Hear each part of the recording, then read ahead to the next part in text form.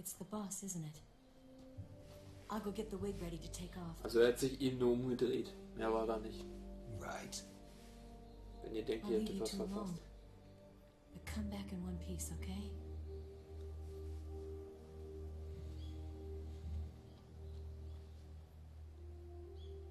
Promise me.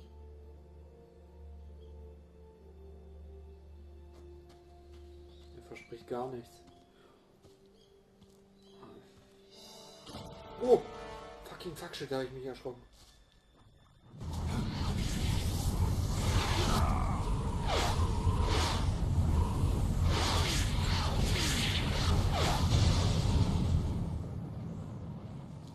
Schon wieder eine Atomexplosion. Life's end. Isn't it beautiful? It's almost tragic. When life ends, it gives off a final lingering aroma. Light is but a farewell gift from the darkness to those on their way to die. I've been waiting, Snake, for a long time. Waiting for your birth, your growth, and the finality of today. Boss, why are you doing this? Why? To make the world one again. The world used to be whole. But with the end of the Second World War, the philosophers began to fight amongst themselves, and the world was torn apart. The Cobras, my comrades who trained and fought alongside me, were torn apart as well. The foibles of politics and the march of time can turn friends into enemies just as easily as the wind changes. Ridiculous, isn't it? Yesterday's ally becomes today's opposition. And this Cold War? Think back. When I was leading the Cobras, America and Russia were fighting together. Now, consider whether America and Russia will still be enemies in the 21st century. Somehow I doubt it. Enemies change along with the times, the flow of the ages, and we soldiers are forced to play along. I didn't raise you and shape you into the man you are today just so we could face each other in battle.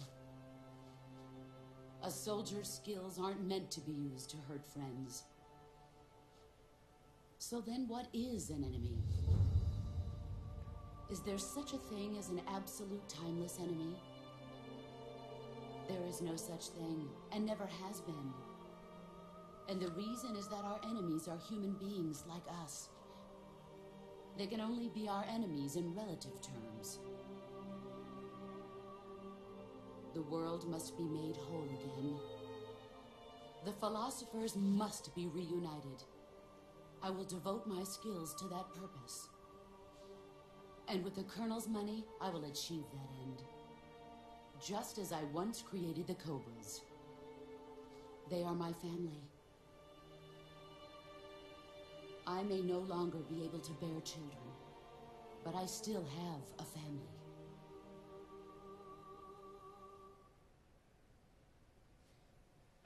It was November 1st, 1951.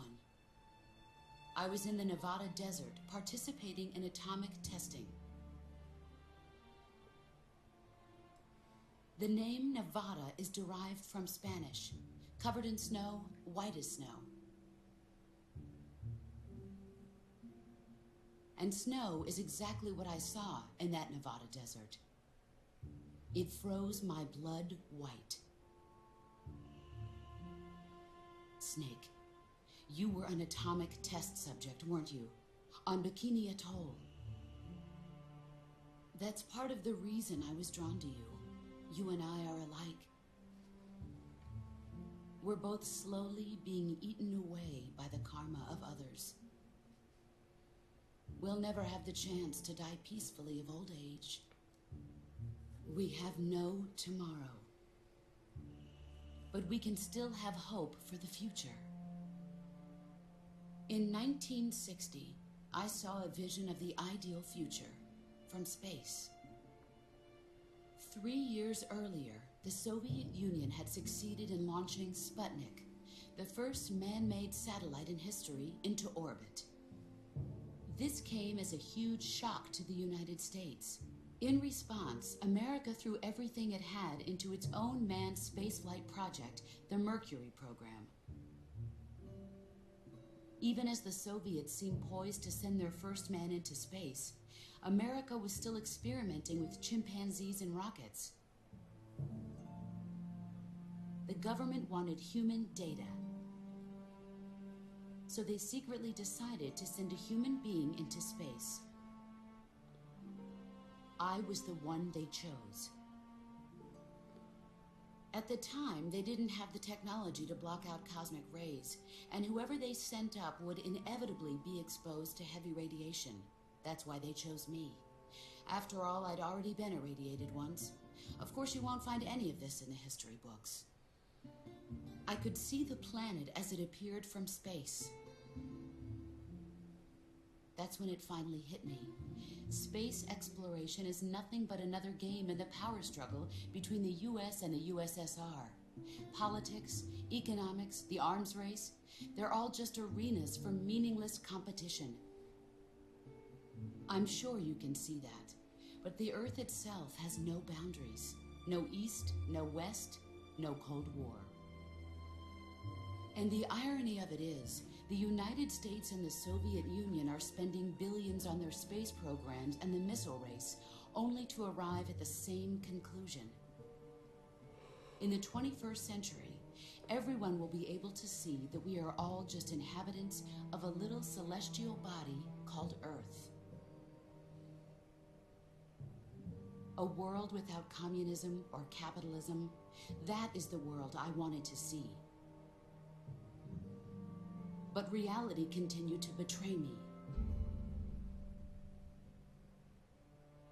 In 1961, I was sent to Cuba, to Bahia de Cochinos.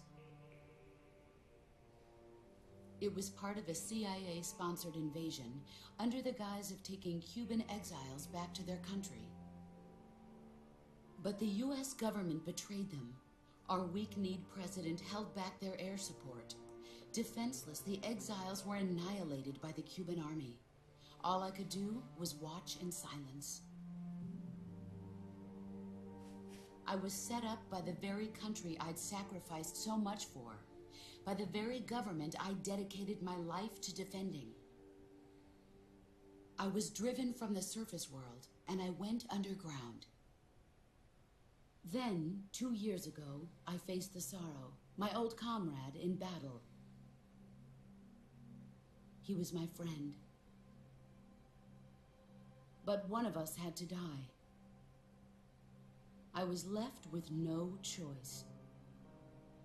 The sorrow gave his life for me. There is no enmity between us. One must live, and one must die. That was the mission. The ones who gave me that mission were the philosophers. Early in the 20th century, the true holders of power in the United States, the Republic of China, and the newly formed Soviet Union gathered together in a secret meeting that would later be known as the Wise Men's Committee. The secret pact they formed there marked the beginning of the philosophers. But the last of the original members died in the 1930s. After that, the organization began to run out of control, and the Wise Men's Committee degenerated into a mere shell of its former self. The philosophers of today have no sense of good or evil.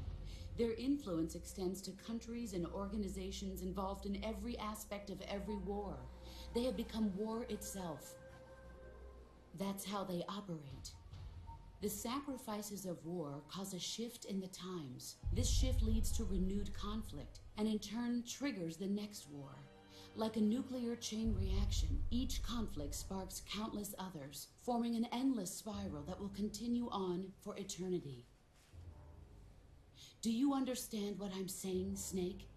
By consuming me and you, the philosophers intend to keep that cycle going forever. It was my father who explained all of this to me. He was one of them. You see, I am the last remaining child of the philosophers. But after he revealed the truth, my father was killed by that same shapeless, formless organization. And my father isn't the only thing the philosophers have taken from me. In June of 1944, the Cobras and I took part in the landing at Normandy. We'd been given a top-secret mission to locate and destroy enemy V-2 rocket installations. I was pregnant at the time. The sorrow was the father. I gave birth on the field of battle. A beautiful baby boy. But my child was snatched away from me by the philosophers.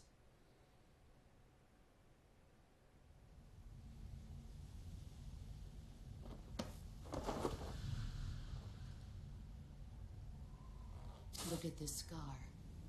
This is proof that I was once a mother. I gave up my body and my child for my country. There is nothing left inside me now. Nothing at all. No hatred, not even regret. And yet sometimes at night, I can still feel the pain creeping up inside me, slithering through my body like a snake.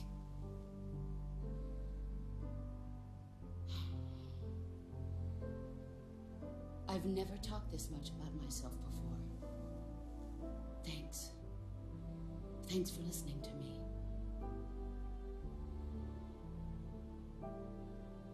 I feel content. Snake, commence the operation. I raised you. I loved you. I've given you weapons, taught you techniques, endowed you with knowledge. There is nothing more for me to give you. All that's left for you to take is my life, by your own hand. One must die, and one must live. No victory, no defeat. The survivor will carry on the fight. It is our destiny. The one who survives will inherit the title of boss. And the one who inherits the title of boss will face an existence of endless battle. I'll give you 10 minutes. In 10 minutes, MiGs will come and bomb the hell out of this place. If you can beat me in less than 10 minutes, you'll be able to escape in time. Let's make this the greatest 10 minutes of our lives, Jack. Boss. You're a soldier. Finish your mission. Prove your loyalty. Face me.